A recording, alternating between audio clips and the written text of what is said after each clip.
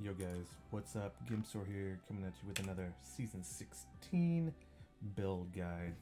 This here is your Whirlwind Barbarian support for 4-man speeds in Season 16.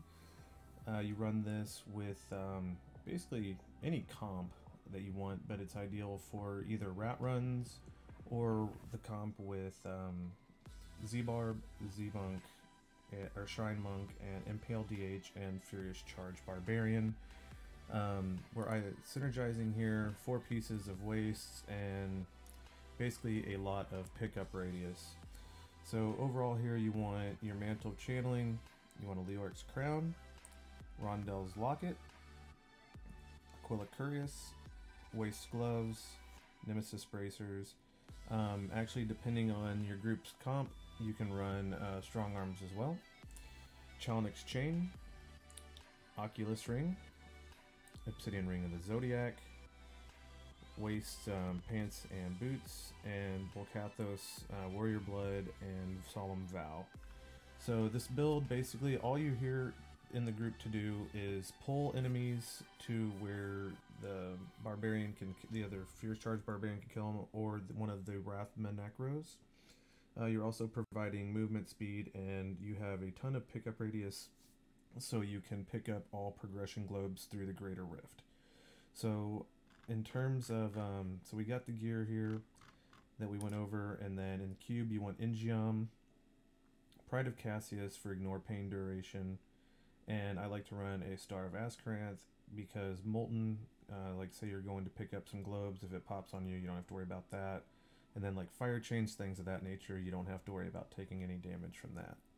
So like I said, this build prioritizes pickup radius, and with the Rondell's Locket here, which can roll up to 6 yards pickup radius, you can max out if you get pickup radius on all the gear pieces that can get it.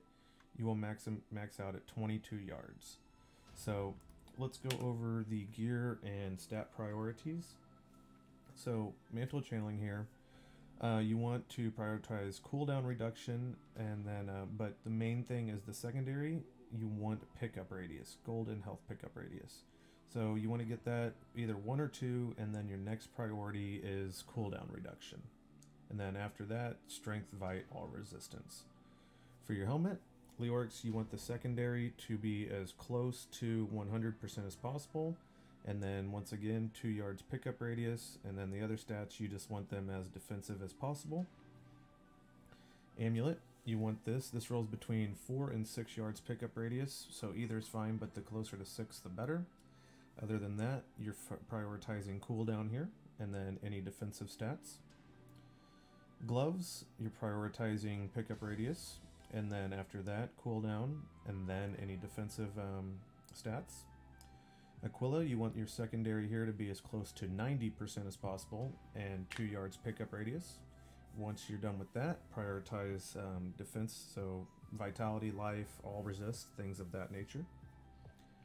Bracers, same thing, 2 yards pickup radius, and then once you get that, you can prioritize defensive stuff, vitality, all resistance, armor, things of that nature. Chalnix Chain, you want to get this as close to 40% on the secondary as possible to provide your group with the most movement speed, because when you pop Warcry, it gives them movement speed. And then pickup radius on the secondary, and then once again, any defensive stats on it. Pants, focus on pickup radius, and then any defensive stats. Boots, pickup radius, and then any defensive stats. For Oculus Ring, you want to focus on getting the secondary as close to 85% as possible. Then your next priority is cooldown, and then any defensive stats. Obsidian Ring of the Zodiac, you want cooldown as close to 8% as possible, and then other than that, it really doesn't matter. As for your weapons, you want to be getting cooldown as close to 10% as possible, and then vitality is fine. So other than that, like I said, it's just primarily focusing all your armor pieces getting as close to 2 yards pickup radius as possible, trying to get a 6 yard pickup radius, a Rondell's Locket, but 4 yards is fine. But basically you're just trying to get as close to that 22 yard pickup radius maximum as possible. So as you're running through the rift, oh, let's go over the gear or the stat, the abilities real quick. So you have Ancient Spear Rage Flip. So what this is doing is anytime you're in a rift, you're going to, in these speeds, you're going to be setting up on elites. Once your group gets there, you're going to be pulling things towards those elites because your Fierce Charge Barbarian or your Wrathman Necro can do a lot of damage to that trash, and that gives you progression. Whirlwind, I run Blood Funnel. This just critical hits restore 1% of your maximum life. You can basically run anything you want here. A lot of people like to run, which one is it? Hurricane, but this will, after a couple hits, DR enemies. So actually, if you hit them too many times, you won't be able to pull them with your spear. So I just run Blood Funnel for a little bit of health regeneration. Warcry, you can run basically whatever you want here. I like Veteran's Warning for the dodge chance. It seems to give a little bit more damage mitigation to the group. But also Warcry is here to use with Challenix Chain, which is your belt. So if you see my movement speed here, and then if I press it, pops Challenix Chain, proc, so it gives more movement speed. Ignore Pain, Mob Rule. This is to give Ignore Pain to your whole party for damage reduction. Sprint, Force March. This is for movement speed for your whole group. Threatening Shout, Falter. This is to make enemies take more damage from your group. And then as for passives, you want Pound Flesh. This gives you damage mitigation in terms of life, but it also increases your movement speed.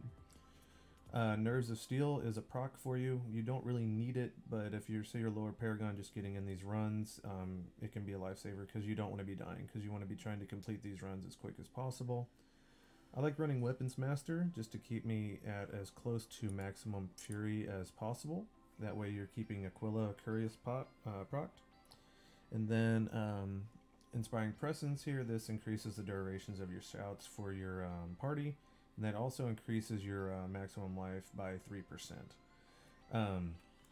So other than that, it's just basically staying with your DPS at all times and providing them with damage mitigation with Ignore Pain and providing Threatening Shout so the enemies take more damage. And then you're providing Sprint and Warcry for the movement speed for the party. So an example here, let's go in a rift. You just want to make sure you're staying, say your guys are with you, you just want to stay with them, proc everything. There's, say, an elite here, you just want to take your spear and pull trash to that elite. That's all there is to it, while making sure you keep all this stuff up.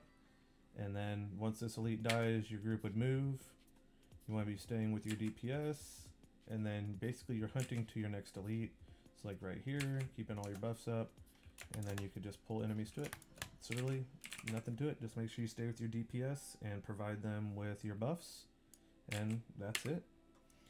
So I hope you guys enjoyed this guide. If you did, feel free to drop a like. I'll be streaming every day at twitch.tv/GimpSwordGaming for this season, and this build guide will be on Diablo Fans and YouTube. So if you guys have any questions or comments, feel free to comment down below. I can help you out if if there's something you don't understand.